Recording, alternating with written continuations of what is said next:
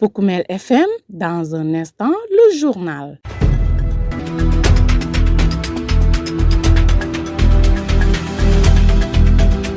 Merci de vous savoir très nombreux à l'écoute des programmes de la radio Poukoumel FM 106.0 émettant à Goudomp. Nous sommes bien partis pour votre principale édition d'information, dont voici les titres. Bantankountou, entre routes dégradées, pénurie d'eau potable et manque d'infrastructures sanitaires, les populations interpellent les autorités et lancent un cri de cœur pour leurs meilleures conditions de vie. Balantakunda, l'association régionale des femmes pour la recherche de la paix, intensifie la sensibilisation contre les violences sexuelles et les grossesses précoces en milieu scolaire à Sédhiou. Lutte contre les mutilations génitales féminines, à Sédhiou, les acteurs de la prévention unissent leurs efforts pour sensibiliser les communautés et accélérer l'abandon de l'excision. C'est tout pour les titres, nous passons au développement. Le journal avec Lamine Fati. Sidou Keita s'occupe des machines. Mesdames et messieurs, soyez les bienvenus. À Bantankountou, village de la commune de Djibanar situé en zone de frontière avec la Guinée-Bissau, les populations vivent au rythme de nombreuses difficultés. Entre routes impraticables, manque d'eau potable et absence d'infrastructures sanitaires adéquates, le quotidien devient de plus en plus pénible. Face à cette situation, les habitants du village et des localités environnantes lancent un véritable cri de cœur à l'endroit des autorités. Ils demandent la réhabilitation urgente de l'axe routier, un meilleur accès à l'eau potable et à la construction d'infrastructures sanitaires afin d'améliorer durablement leurs conditions de vie. Des doléances portées par Alpha Diallo, chef de village de Bantankountou. Il est ici au micro de votre serviteur. Nous sommes à Bantankountou, vous savez, c'est un village qui était abandonné depuis plus de 30 ans. Aujourd'hui, nous sommes au retour. Nous savons tous le retour, comment c'est difficile. Nous rencontrons d'énormes problèmes, mais quand même, on gère. On est là-bas, courageux, bon, comment faire. Nos problèmes majeurs, d'abord, c'est l'axe. La route est impraticable, surtout à l'hivernage. Bon, vraiment, ça nous cause problème. Un autre problème, c'est l'eau. Nous sommes en manque d'eau. Nous sommes retournés, parfois on se déplace des kilomètres pour chercher de l'eau. Actuellement, depuis avant-hier, là où je vous parle, ça fait 2 jours qu'on n'a pas d'eau. Parce qu'avec le climat, nous avons un mini-forage qui fonctionne par panneau solaire. Et le climat, dans ce temps-là, il n'y a pas de soleil. On est resté 2 jours sans eau. Même si vous demandez les incontournements. Un seul mini-forage qui fournit tout le village, une grande population, plus l'armée qui sont là-bas. Avec un mini-forage, ce n'est pas suffisant. Nous avons un sérieux problème. Nous demandons aux bonnes volontés, à l'État, aux bonnes volontés, aux ONG, pour nous aider, pour qu'on puisse avoir de l'eau. Parce que ça, le problème majeur. Vous avez cet village reculé, à 7 km de Goudomp. Souvent, nous avons des problèmes de malades qui, parfois, en pleine nuit, nous n'avons même pas de moyens pour les évacuer. Nous avons eu cette année seulement 2 femmes qui ont accouché à Bantankountou dans leur maison, faute de moyens de déplacement. Vous savez, c'est un risque. Vraiment, nous demandons aussi à l'État, aux bonnes volontés, aux ONG de nous aider, au moins ça, au moyen de déplacement. Si on ne peut pas avoir un poste de santé ou une case de santé, qui nous aide avec un moyen de déplacement pour un cas. Parce que la maladie ne vous tape pas la porte. Ça vient à tout moment. Tu peux tomber malade en pleine nuit, comme la journée. Avec les motos, tu ne peux pas évacuer un malade à moto. C'est ça nos problèmes. Vraiment, nous avons ces problèmes. Comme c'était l'électricité, mais vraiment avec les panneaux solaires, nous sommes bénéficiaires. Vraiment, nous sollicitons tout le monde de nous aider au déplacement des malades. Surtout cette année, on a eu des cas très graves. Même ces gens, ça n'a même pas fait au mois. Une femme qui a avorté. Vraiment, c'était un sérieux problème. Vers 1h, 2h du matin. Pour la faire arriver à Goudomp, c'était un sérieux problème. Ce n'est pas seulement Bantankountou, c'est tous les villages retournés qui ont ces problèmes. Je parle de mon village, mais vraiment, surtout l'eau, nous n'avons pas d'eau. Vraiment, si on pouvait avoir un forage digne de son nom pour alimenter tous ces villages. Parce qu'avec un forage, un bon forage, ça peut alimenter tous les villages. Parce que tous les villages sont côte à côte. Il n'y a pas une longue distance. C'est des 3 à 4 km. Si un bon mini-forage, on peut alimenter tous ces villages en eau. Vraiment, ce que j'ai à demander. L'Association régionale des femmes pour la recherche de la paix en Casamance poursuit ses actions de sensibilisation en faveur de l'abandon progressif des violences sexuelles et des grossesses précoces en milieu scolaire. Après Goudomp, l'organisation était le week-end dernier à Bakonding, un village de la commune de Djibanar. Cette rencontre s'inscrit dans le cadre du projet de lutte contre les violences sexuelles dans la région de Sédhiou. Écoutons les explications de Rama Diédiou, chargé de ce projet à Kabonketor. C'est une rencontre de partage et d'information avec les victimes et les leaders communautaires. Donc dans la salle, si vous faites le constat, nous avons des victimes de violences sexuelles, plus des leaders communautaires. Donc il fallait échanger ensemble et voir qu'est-ce qu'il faut faire. Une victime qui est là, comment faire pour identifier la victime et comment faire aussi pour l'orienter et où l'orienter. C'était exactement ça. En dehors de ça, on a eu une petite rencontre avec les victimes, c'est-à-dire groupe de parole, pour échanger avec eux ensemble et voir quel est le fond du problème. Est-ce que les victimes sont averties à l'instant? Les victimes, on les a avertis quand même avant de les appeler et présentement, ils sont avertis par rapport à ce qu'elles doivent faire. C'est-à-dire que présentement, il faut qu'elles savent qu'elles sont victimes de violences et surmonter. Parce que le problème, c'est de surmonter. Et elles disent qu'elles ont abandonné les études, mais quand même, nous les avons suppliés de reprendre l'année prochaine. Peut-être qu'il y a des problèmes qui sont là, parce que d'autres te disent que est-ce que je vais avoir les moyens pour aller m'inscrire? Donc, en quelque sorte, il y a une petite pauvreté, mais nous les avons encouragés d'aller voir ce qu'elles doivent faire pour ne pas arrêter les études. Parce que les études, elles ne doivent pas arrêter. Si elles arrêtent, demain, il y aura beaucoup de conséquences par rapport à ça. Une initiative saluée par les participants qui y voient une réelle opportunité de prise de conscience collective face aux violences sexuelles, notamment les grossesses précoces en milieu scolaire. Mireille Bakali, jeune fille leader, fait partie de ces bénéficiaires de cette activité. L'objet de cette rencontre, c'est sur les violences sexuelles, sur les violences faites aux femmes et aux jeunes filles. Cette rencontre m'a permis d'avoir des idées et des compétences, si je peux le dire, parce que ce que je ne connaissais pas, je l'ai connu aujourd'hui. Et ce que j'ai jamais imaginé que ça peut être fait aux jeunes filles et même aux femmes, je le suis aujourd'hui à travers beaucoup d'exemples. Les points qu'on a eu à développer, ce sont les points sur les violences faites aux jeunes filles dans le premier cas, parce que sur les violences faites aux jeunes filles, on peut décortiquer de nombreux genres, parce qu'il y a des violences physiques, des violences psychologiques, des violences verbales.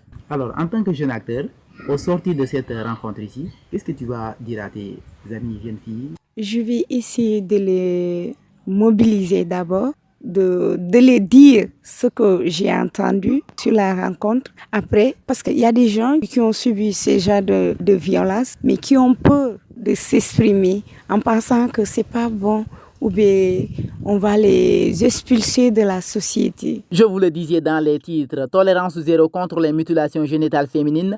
À Sédhiou, les acteurs de la prévention mutualisent leurs efforts pour renforcer la sensibilisation des communautés sur les dangers de l'excision en vue d'un abandon progressif de cette pratique. À ce sujet, écoutons Mamadou Dioba, coordinateur du Centre de conseil pour l'adolescence de Sédhiou, et Demba Sambaba, point focal régional du réseau des jeunes pour la promotion de l'abandon des MGF à Sédhiou. À Sédhiou, comme à l'endroit des autres régions, célèbre la zone de tolérance zéro avec l'accompagnement bien sûr de notre partenaire privilégié, le réseau des jeunes, avec son consortium de partenaires dans le cadre du projet TJG ALM, n'est-ce pas? On organise une rencontre de plaidoyer régional avec l'ensemble des autorités, des décideurs, n'est-ce pas? Que ce soit des autorités locales et administratives, les décideurs, pour rappeler les engagements par rapport à tout ce qui est forme de violence sur les MGF, n'est-ce pas, à l'endroit des communautés. Et aussi renforcer les capacités des acteurs communautaires sur les mécanismes de prise en charge qui existent au niveau de la région de Sédhiou. Et vraiment, cette importante activité nous permet vraiment de renforcer ce dispositif, n'est-ce pas, mais avec le partenaire, le réseau des jeunes, dans le cadre du projet TJG ALM. Voilà, dans le cadre du suivi et dans le cadre de la prise en charge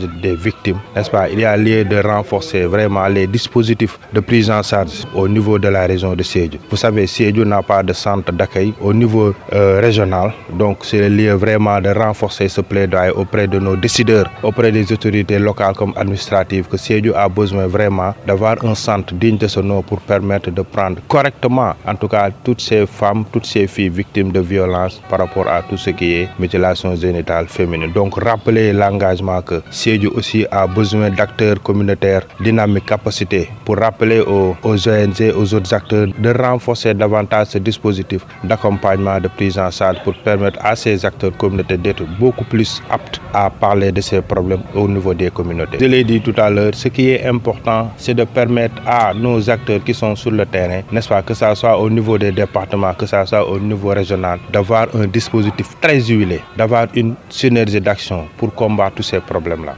Aujourd'hui, nous célébrons la journée internationale tolérance zéro par le biais d'une activité de plaidoyer régionale avec les autorités locales, les leaders parlementaires et religieux. Nous savons tous que la région de Sédhiou est la région à fort taux de prévalence contre les mutilations génitales féminines. Donc la fourchette est de 48,1% selon le DES 2023, ce qui fait qu'aujourd'hui, le réseau des jeunes à travers le projet TGILM, financé par Option, a jugé nécessaire de réunir tous les acteurs pour célébrer cette journée qui est placée sur le thème vers 2030, ne pas mettre fin aux mutilations génitales féminines sans un engagement et un investissement durable. Donc aujourd'hui, nous allons d'abord faire la présentation du contexte des mutilations génitales féminines dans la région de Sédhiou, parce que nous savons tous aujourd'hui que les mutilations génitales féminines sont d'ordre religieux, d'ordre traditionnel. Ce qui fait qu'aujourd'hui, il est important d'outiller ces acteurs pour plaider pour qu'aujourd'hui, les mutilations génitales féminines soient condamnées afin que dans la région de Sédhiou, nous soyons un modèle de lutte contre ces violences faites aux femmes et aux jeunes filles. Donc il y aura un comité qui sera mis en place à la suite de cette activité qui va faire le suivi des engagements que les autorités vont prendre. Par exemple, je prends l'exemple que nous savons tous que la région de Sédhiou est victime d'infrastructures, surtout d'accompagnement psychologique et social, ce qui fait qu'on n'a pas de centre d'écoute et d'accueil par rapport aux victimes. Donc aujourd'hui, il est important, tout en sachant que nous sommes deuxième au classement sur le DES continu, donc je pense qu'il est important que nous ayons cette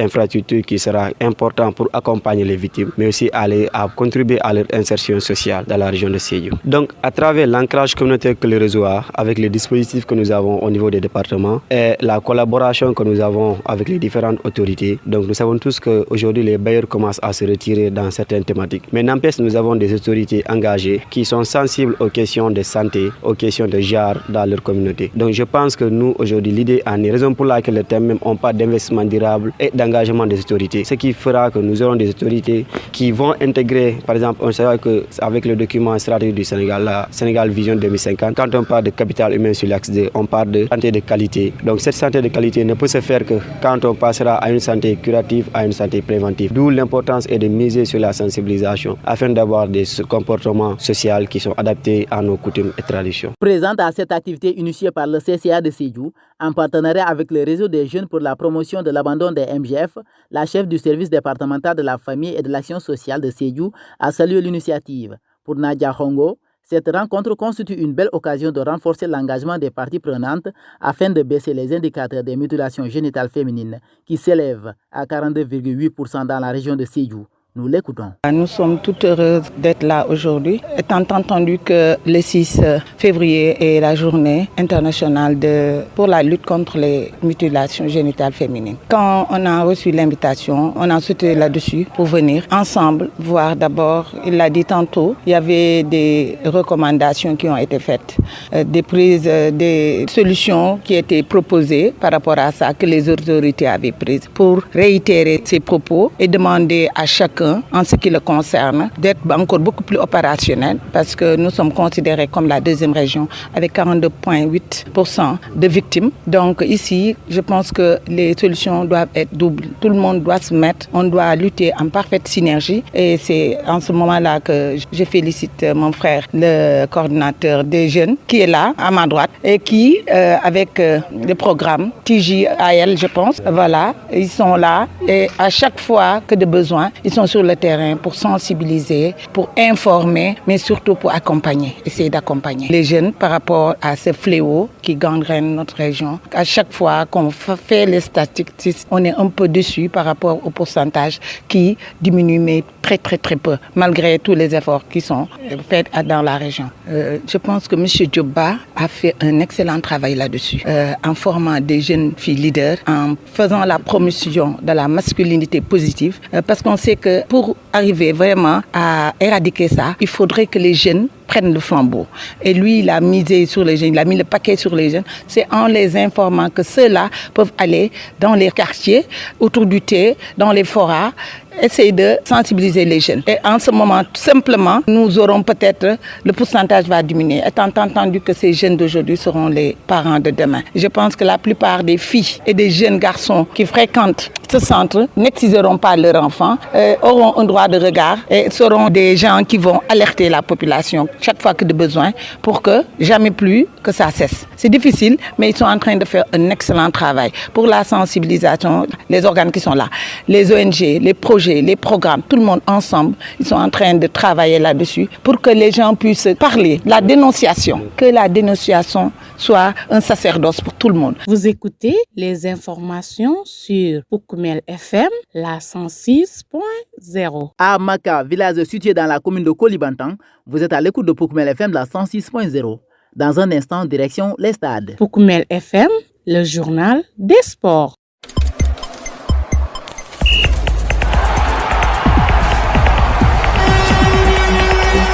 La seule note à retenir dans cette actualité sportive, la situation des 18 supporters sénégalais placés en détention provisoire à Rabat continue de susciter de vives inquiétudes. Dans un message rendu public, Maître Patrick Kabou, avocat constitué dans le dossier, a tiré la sonnette d'alarme sur les conditions actuelles de la procédure judiciaire qu'il juge contraire au principe d'un procès équitable. Selon Maître Kabou, le mouvement des grèves des avocats marocains devrait se poursuivre au-delà du 12 février, date initialement annoncée pour la tenue du procès. Une situation qui entretient l'incertitude autour du sort des supporters sénégalais incarcérés depuis des incidents survenus après la finale de la CAN. Maître Kabou dénonce surtout de graves entraves à l'exercice des droits de la défense. Il dit, je cite, « À ce stade, je ne dispose pas de procédure et je ne peux pas communiquer avec mes 18 clients. » C'est la fin de ce journal. Merci de l'avoir suivi. Mais avant de vous quitter, le rappel des titres.